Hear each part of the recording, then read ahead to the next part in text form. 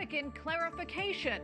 The doctrinal office releases a response on the blessing of same-sex unions. We're in Rome.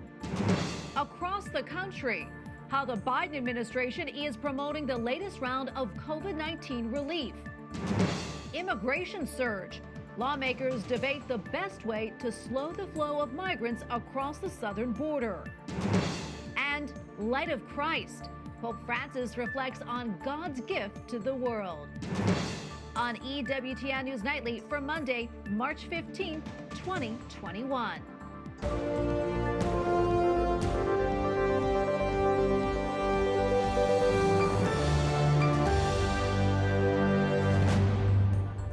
Thank you so much for being with us tonight. I'm Tracy Sable. The Vatican says the Catholic Church cannot bless same-sex unions. This in response to the question, does the Church have the power to give the blessing to unions of persons of the same sex? In a written statement, the Congregation for the Doctrine of Faith says no. Citing Pope Francis's apostolic exhortation Amoris Laetitia, it writes, there are absolutely no grounds for considering homosexual unions to be in any way similar or even remotely analogous to God's plan for marriage and family. Hannah Brockhaus, senior Rome correspondent for Catholic News Agency, joins us now. Hannah, so good to see you. So tell us, what do the documents say about why the Catholic Church cannot bless same-sex unions? Well, Tracy, today in their response, the Congregation for the Doctrine of the Faith also included an explanatory note to say why it is that the Church cannot impart these blessings on same-sex unions. They reiterated the Church's teaching that same-sex unions are not ordered within God's plan, his design for creation, and therefore it would be illicit to give this blessing because it would be acknowledging or giving approval to the union, which the Church does not recognize as the proper relationship between a man and a woman, that is marriage. Therefore, any blessing, it said, on a relationship or a partnership which condones or involves sexual activity outside of marriage would be illicit.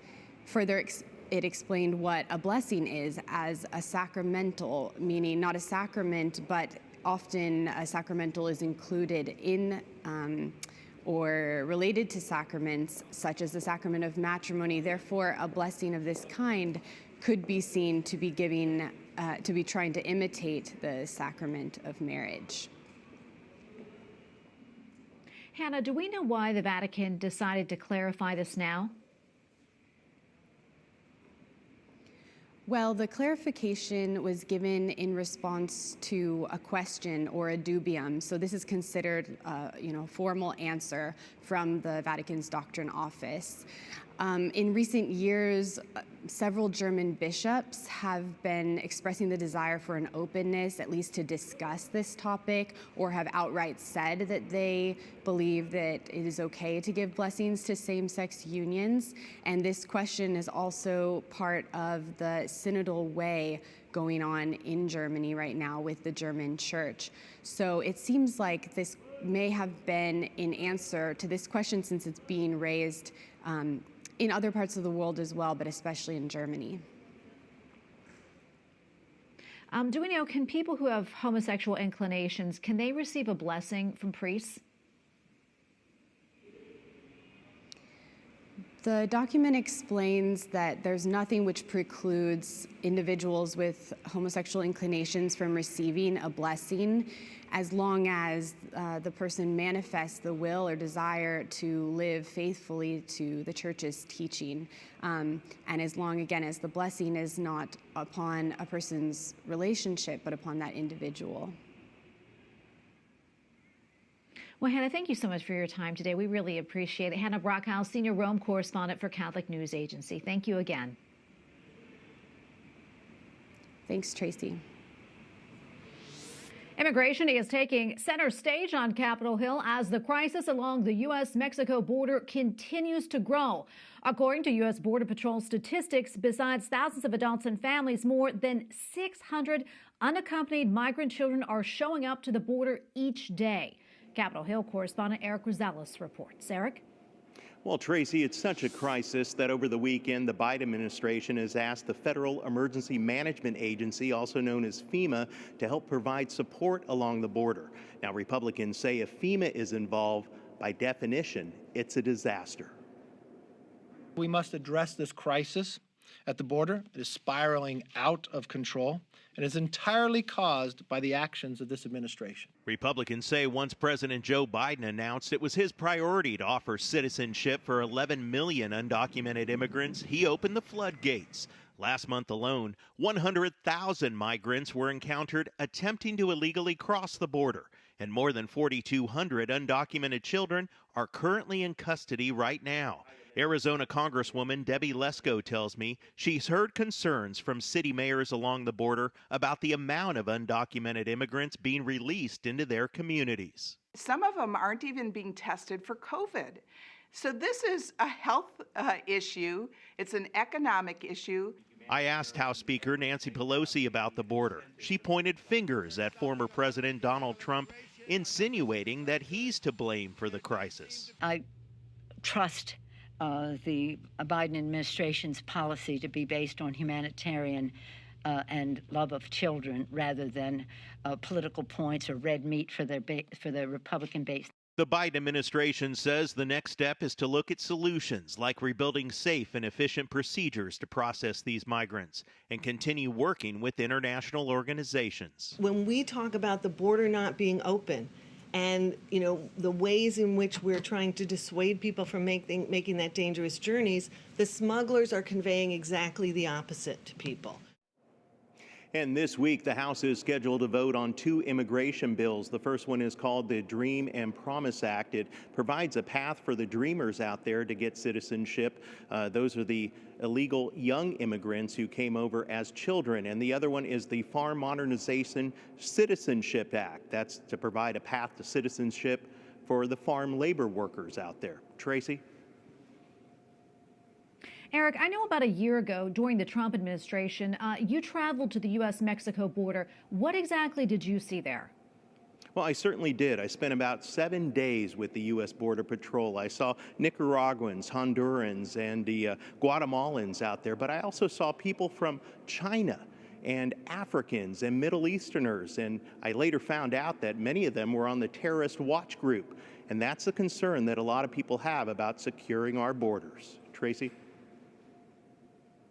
Okay, indeed. Thank you so much for that report. Correspondent Eric Rosales reporting from Capitol Hill tonight.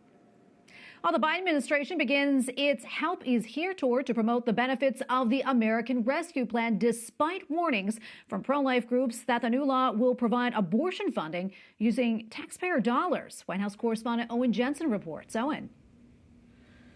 Tracy, President Biden spoke this afternoon about his plans to implement the new COVID relief law, which many say, of course, is way too expensive. Now, right now, as we speak, members of his administration are spreading out across the country to get the word out about the new law and remind voters who's giving them the money. President Joe Biden touting the American Rescue Plan and what comes next. We have to prove to the American people that their government can deliver for them and do it without waste or fraud. As part of the Help Is Here tour, Vice President Kamala Harris headed for Las Vegas and a COVID-19 vaccination site. And First Lady Jill Biden stopped by a New Jersey elementary school classroom today. We're going to open schools, and we're going to do it safely. Selling the plan won't stop at the school door. So tomorrow, the president will travel to Delaware County, Pennsylvania, to highlight how the rescue plan invests in small businesses, a key component of the package, including minority-owned businesses. The U.S. Conference of Catholic Bishops issued a recent statement supporting some of the ARP's goals, including more help for the unemployed, but added, it is unconscionable that Congress has passed the bill without critical protections needed to ensure that billions of taxpayer dollars are used for life-affirming health care and not for abortion. It facilitates and funds the destruction of life, which is antithetical to its aim of protecting the most vulnerable Americans in a time of crisis. And pro-life leader Marjorie Dannenfelser blasted the president. She writes, by signing a massive expansion of taxpayer-funded abortion in the COVID relief bill, he has fully caved to the abortion extremists in his party. And the press secretary confirmed that Gene Sperling, who has twice served as director of the White House National Economic Council, will oversee how the $1.9 trillion ARP dollars are spent. And during his speech this afternoon, President Biden also ripped the previous administration for its oversight, for its handling of the previous CARES Act money. And after his speech today, a reporter asked President Biden if President Trump, former President Trump, should promote the COVID vaccine to skeptics and Republicans. And President Biden said it would be better if local doctors and preachers would urge who he called MAGA folks to get the vaccine. At the White House, Owen Jensen, EWTN News Nightly. Lawmakers in Canada have advanced a bill expanding access to assisted suicide and euthanasia. The measure would make the country's euthanasia laws some of the most permissible in the world. The proposal now goes before the Senate, which is likely to approve it. China lashes out at countries that criticize its political takeover of Hong Kong. 粗暴干涉香港事务和中国内政。 China's foreign ministry says other countries should stop interfering in Hong Kong's affairs and blames the U.S. for hyping the challenges posed by China. The comments come after the G7 released a statement on Friday saying China is eroding democratic elements of Hong Kong. The president of the Asian Bishops' Conference urges people to pray for the church in China. Cardinal Charles Mangbo encourages a week of prayer beginning May 23rd.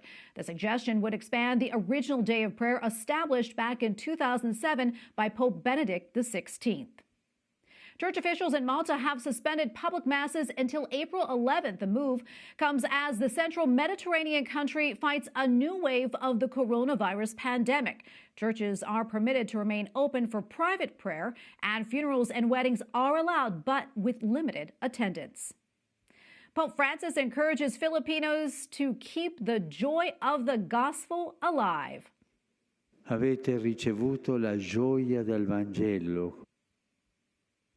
The Holy Father celebrated Mass in St. Peter's Basilica yesterday to mark 500 years since Christianity arrived in the Philippines. He said, "Be courageous and continue evangelizing. The more we love and realize God's love for us, we are able to give ourselves for others."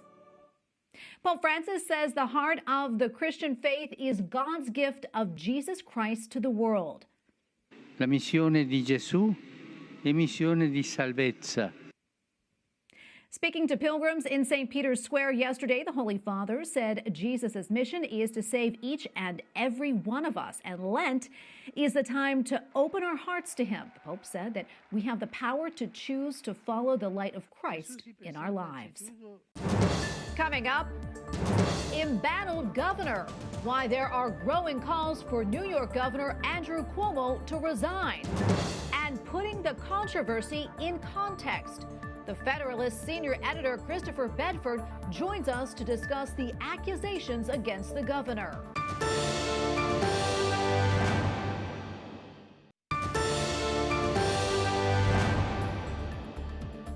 President Joe Biden is not yet adding his name to the list of Democrats calling for New York Governor Andrew Cuomo to resign. Speaking to a reporter yesterday, the president said that he is waiting for the results of an investigation before making a decision. The three-term governor is facing calls within his own party to step down following multiple allegations of sexual assault and an investigation into the reporting of COVID-19 deaths at nursing homes. Joining us now to talk more about this is Christopher Bedford, senior editor at the Federalist. Chris, welcome back. Always great to have you on. Let's talk a little bit more about this. At one point, Governor Cuomo was seen as sort of the gold standard, so to speak, when it came to handling the COVID crisis in his state. And now he's facing an investigation into his handling of nursing homes and also a plethora of sexual assault allegations. What are your thoughts? Well, you're exactly right. He was seen as a gold standard in his state and nationally for how to handle COVID. But the reality the entire time on that was it was a myth. He did give press conferences. He was up daily. He did project some kind of feelings of leadership. But if you look through his statements back then, from the very beginning, they were changing day to day. It was denial at first, just like it was nationally for both parties across the country. Before, it was a series of mistakes and a lot of blaming games That this myth that was created by a lot of his friends in the media, whether it's some of the other networks or some of the major newspapers, was then held up to attack governors like Kristi Noem in South Dakota or Ron DeSantis in Florida, despite the fact that now, especially now, it's really looking like they did a better job. So for Democrats to come out now and call for his resignation, national Democrats, based on sexual harassment claims, when the reality is he was held up as a hero and was guilty of a lot of the same mistakes that were made by the governors of Michigan, the governors of Pennsylvania. It makes me think this is just political and not really about justice for the dead. And Chris, as you know, a number of prominent Democrats are now calling for Cuomo's resignation. Are you at all surprised by that? Well, not from Kirsten Gillibrand, the junior senator from New York, because she's always positioned herself as being someone who's quick to call on people, even within their own party. I was surprised to see Chuck Schumer, the majority leader, come out at all. And right now we're watching to see what Nancy Pelosi and Joe Biden will do. But there's a real problem for a lot of those Democrats, which is Governor Wolf, a Democrat in Pennsylvania, Governor Wimmer, a Democrat in Michigan, and other governors made the same really, really, really on its face foolish mistake, even at the time, to transfer potential COVID patients into elderly homes, and then in a lot of times to try and bar any kind of investigation or any kind of litigation over it. They're guilty of that same mistake. So a lot of these national Democrats are calling on this strictly based on sexual harassment claims and not based on thousands and thousands of deaths that were covered up in the state. Yeah, we also still have not heard from Vice President Kamala Harris about this. What are your thoughts on that? And she's been completely silent on this. It's kind of surprising given how she has largely taken the lead in this administration in a lot of different places, whether it's foreign policy or some of the press initiatives, that she has managed to stay quiet on this. I don't think it's very surprising at all that she has. President Joe Biden was put in an awkward position when he had to answer on that. She'll eventually be called on this, I suspect, especially as accusations continue to pile on. Yeah, and Governor Cuomo, we've seen this. He has still repeatedly said that he's not going to step down. So what do you think comes after this? An investigation is certainly coming. A lot of Democrats in the state are very angry and they smell weakness. Democrats are more willing to turn on a Democrat in New York or states like that, just like Cuomo himself turned on then Governor Eliot Spitzer when Cuomo was Attorney General and led the investigation that took Spitzer down before eventually taking his place. They're quicker to do that because there's not really a threat from Republicans in that state. So if Cuomo goes away, they get to put another Democrat or one of their allies or maybe someone they actually like, because Cuomo is famous for being a bully, in that position. They don't risk losing power, and the progressives typically will likely have a chance to gain power when they can get rid of guys like Bill de Blasio, the mayor of New York's longtime, less progressive enemy here in Cuomo. All right, Chris, we're going to leave it right there. Thank you so much for coming on. We always appreciate your analysis. Christopher Bedford, senior editor at The Federalist. Thanks again. Up next, the church in Germany. We'll discuss the pressure facing Catholics there.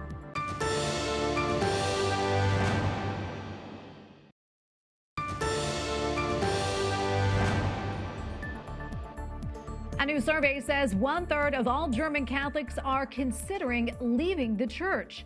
33% said they were considering leaving because of ongoing scandals over the handling of clergy sex abuse. 44% said they had no plans to leave the church. In 2019, more than 270,000 German Catholics officially left the church.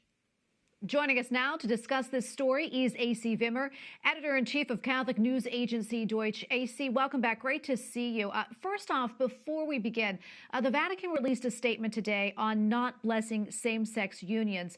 What does this document have to do with the German church? What can you tell us?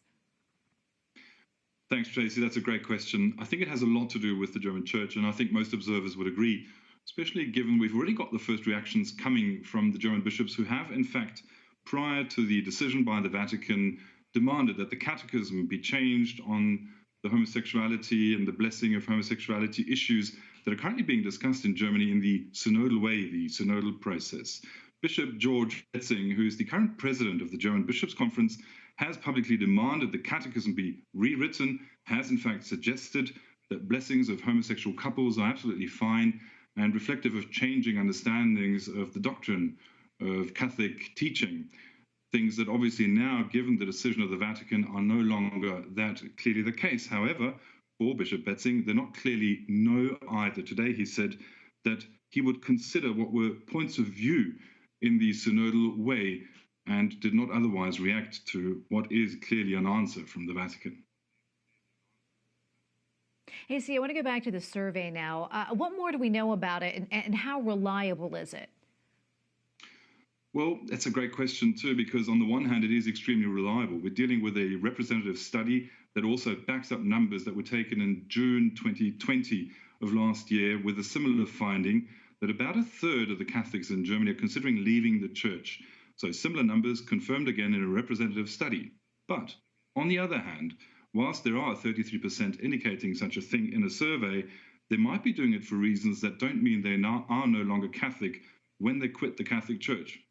That might sound paradoxical, but of course it has to do with the church tax system.